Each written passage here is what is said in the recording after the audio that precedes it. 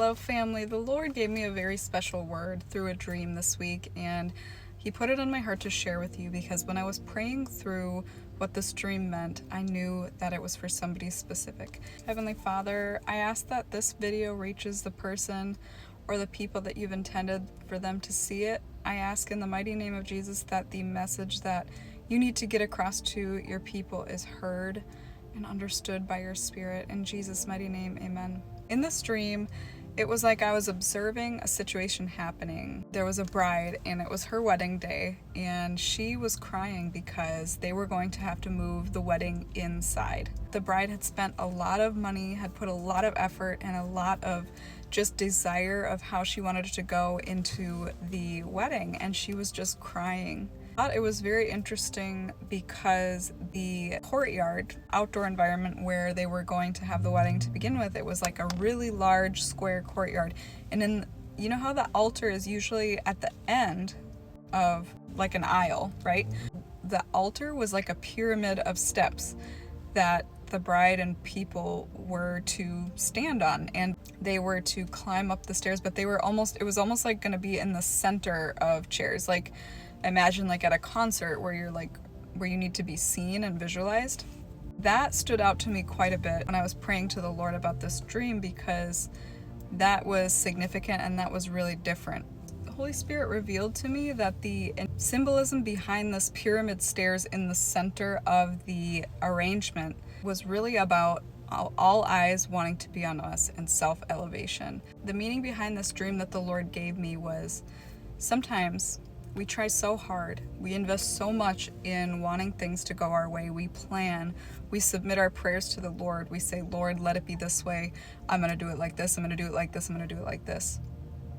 But sometimes things do not go according to plan, whether that was out of God's will, or He was protecting us from something, or He has some other higher reason for not allowing things to go according to our plan. I realize that this may be speaking to a bride who had her heart broken about how things didn't go the way that she wanted at her wedding, but it could also mean, it also speaks to the emotion, being distraught, how sometimes we just get so fixated and so attached to a certain outcome, and we even tell the Lord, we're like, Lord, if it doesn't go this way, I don't want to go through this, I don't want this. But I believe that the Lord wanted me to share this with you because this is a call to humility. This is a call to set down the way that we would want it to do, submit it to the Lord, but truly submit it. Now, this speaks directly to me right now. The Lord has me in a season where He's teaching me contentment on a new level. See, there are certain levels of fulfillment and contentment I feel that we can get to in the Lord, and then something happens in our life where we almost get a really ugly reality check on what our heart looks like. And I went through something like that over the holiday season. It honestly can be so hard to take that look at yourself and realize that my heart's desires were so deeply rooted that you wonder if there was room for God. I take that leaf blower that you're hearing to be confirmation. I kid you not, every time I jump on here and try to do our word, somebody comes with a leaf blower or comes with a landscaping machine. They weren't there until I was there. This bride looked so elegant. Everything looked so well put together. I feel by my spirit that this word is to the person who puts a lot of care, a lot of effort, a lot of emphasis on having things.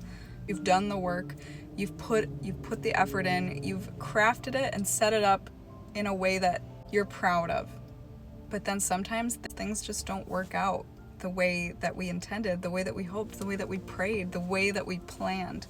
The lie here from the enemy is that the Lord doesn't care about what we want. The Lord doesn't care about the hurt that we've gone through in the past. The Lord doesn't care that this situation was more than we could bear emotionally. But these scenarios are meant to propel us into His arms, to seek just a new level of His presence, to allow Jesus to be that peace, the Holy Spirit to just, I feel the Lord on this. Thank you, Jesus, for being here with us. Just to allow the Lord to comfort you And I've said this before, but truly seek the kingdom first in this time and say, God, this hurt, just be real, do emotional check-ins with God. This is something that I love, because one time a mentor reminded me that emotions were created by God.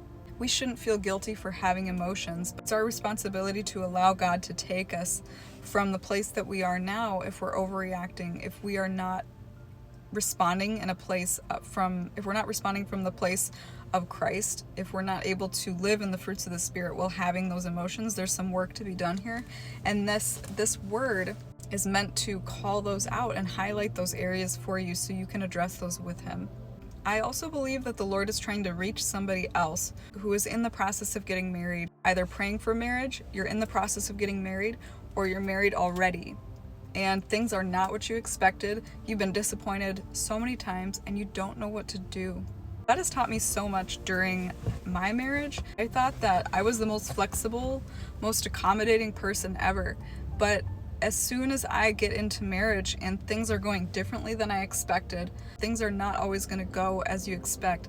Even if you pray for it, it may not happen on your timeline, it may never happen.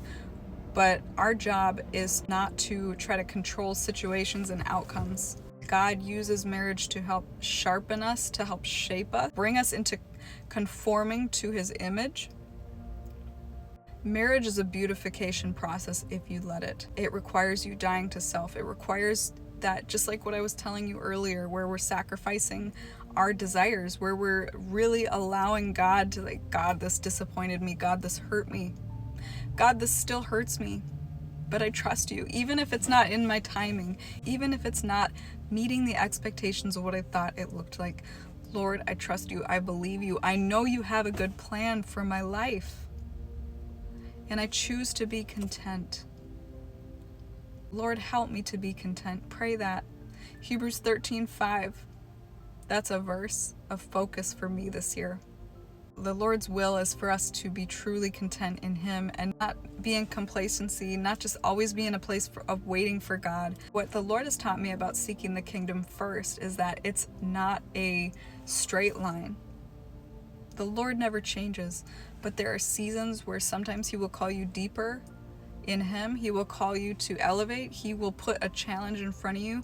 And sometimes right before a breakthrough happens or a big elevation happens, you get challenged, you get tested. The quality of our hearts becomes transparent to us and the Lord. And sometimes we don't like what we see. Heavenly Father, I pray for this individual watching that your peace just surpasses all emotional turmoil that they're going through.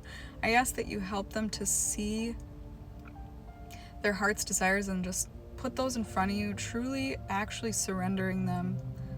And Lord, if they're struggling to just give those up, invite them into a deeper conversation, deeper revelation on why that might be. Lord, we thank you that you love your people and that you have such great plans for them, even if it doesn't always feel like it. We acknowledge that it won't always feel like it. Thank you for loving us. Thank you for your Holy Spirit all the time. In Jesus' mighty name, amen. Family, I encourage you to follow, subscribe, stick around on this journey of following Jesus and hearing God's voice. We would love to have you here, and I will see you in the next video. Bye.